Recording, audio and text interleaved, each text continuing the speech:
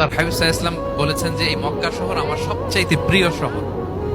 বাধ্য হয়ে তিনি যখন হিজরত করলেন মদিনায়, সেদিন বারবার তিনি মক্কার দিকে পেছনে ফিরে ফিরে তাকান আর কেঁদে কেঁদে তিনি বলতেছিলেন যে মাক্কাতু আহাব্বুল বিলাদ ইলাইয়া, মক্কা আমার কাছে সবচেয়ে প্রিয় নগরী।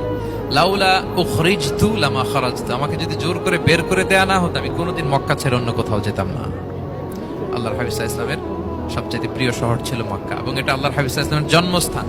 এবং এই শহরকে আল্লাহ বলেছেন মাসাবাতান লিন্নাসি ওয়া আমনা, মানুষের মিলনস্থল, কেন্দ্রস্থল। সারা পৃথিবী থেকে মানুষ ওখানে যায়। আপনি যে রমাদানে যদি মক্কায় যান, আল্লাহু আকবার, লক্ষ লক্ষ উমরা পালনকারী সেখানে, ইউরোপ থেকে, আফ্রিকা থেকে, অস্ট্রেলিয়া থেকে, এশিয়া থেকে, সারা পৃথিবীর মানুষের মিলনস্থল। ওখানে গেলে আপনি দেখবেন মাসাবাতান লিন্নাসি ওয়া আমনা, নিরাপদ জায়গা এবং মানুষের মিলনস্থল এটা।